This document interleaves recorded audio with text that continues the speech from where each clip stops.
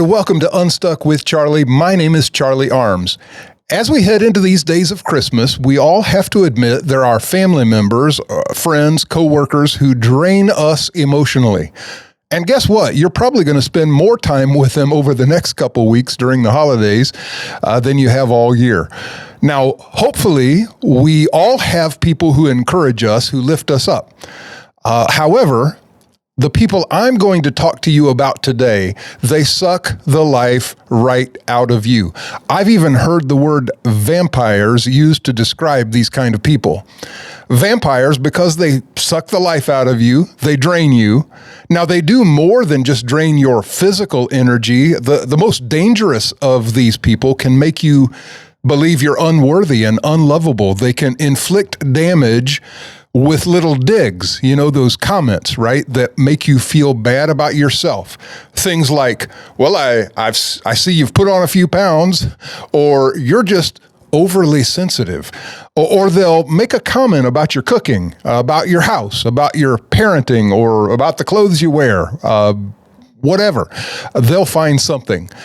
As Christians, we want to surround ourselves with people who encourage us, who build us up. But sometimes our family ties, our connections put us around these emotional vampires. Now, most of these people have no clue they are these people. I would ask us all to heed the words of Paul in our interactions with others so we don't become like these people. In Ephesians 4:29, we read these words, "Do not let any unwholesome talk come out of your mouths, but only what is helpful for building others up according to their needs, that it may benefit those who listen." Now, a couple of key thoughts I want to share with you on this. A couple of things that help you reflect on this scripture. One, speak only what is helpful and builds up, right? Leave the other stuff alone. Number two, that it may benefit those who hear, that it might meet their needs. In other words, be unselfish in your relationships.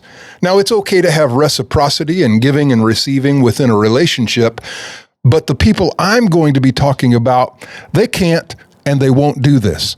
Now, here are some ways you're around these kind of people, these emotional vampires, right? One, you just feel fatigued. You feel drained. Your mood goes from festive to the dumps.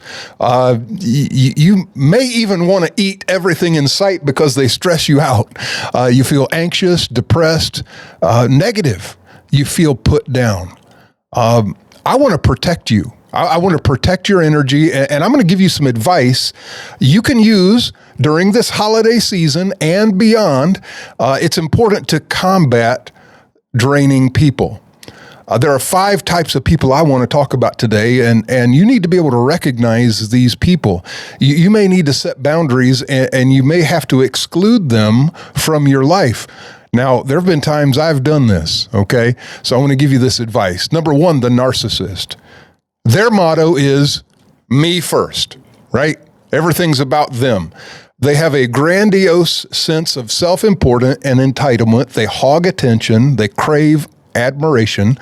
They're dangerous because they lack empathy and have a limited capacity for unconditional love.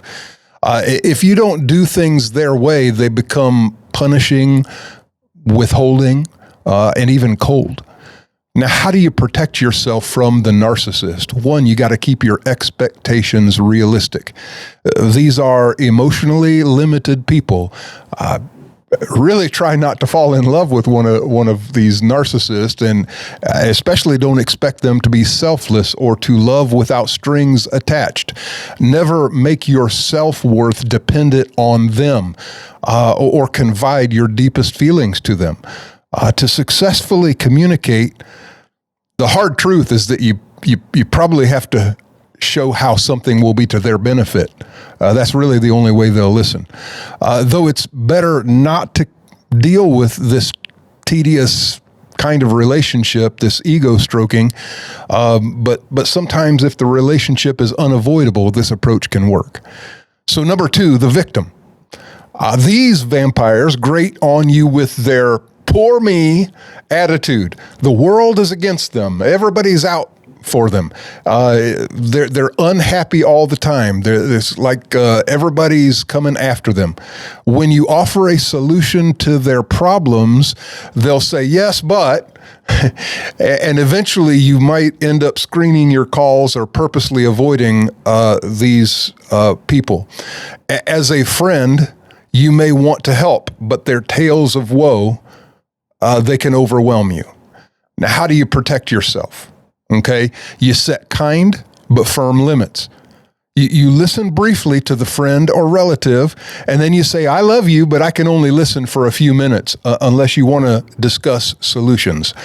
With a coworker, you might sympathize with them, but say, well, I'll keep praying for things to work out. And then add, I hope you understand, I'm on a deadline, I got to get back to work. Body language that telegraphs this isn't a good time, crossing your arms, breaking eye contact can help enforce these healthy limits. Number 3, the controller.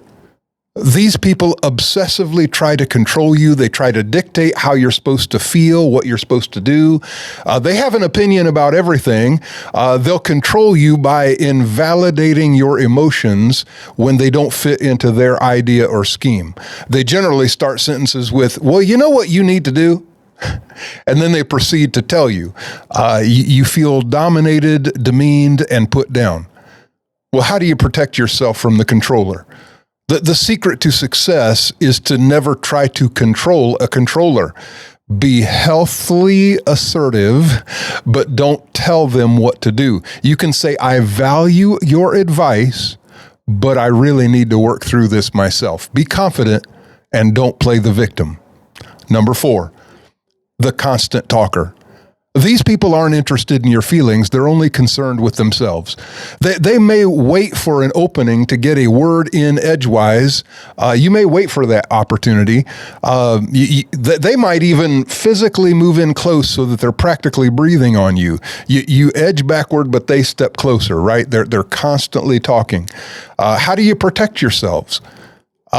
These individuals don't respond to nonverbal cues. You have to speak up and interrupt. As tough as it is to do, you have to interrupt them. Listen for a few minutes and then politely say, I hate to interrupt, but I have to talk to these other people. Got to get an appointment, go to the bathroom, whatever. It's much more constructive tactic than saying, keep quiet, you're driving me crazy. If this is a family member, politely say, I'd love it if you would allow me some time to talk so I can add to the conversation. If you say this neutrally, it can better be heard. And then finally, the drama queen or king. These people have a flair for small incidents, turning them into off-the-chart dramas, right?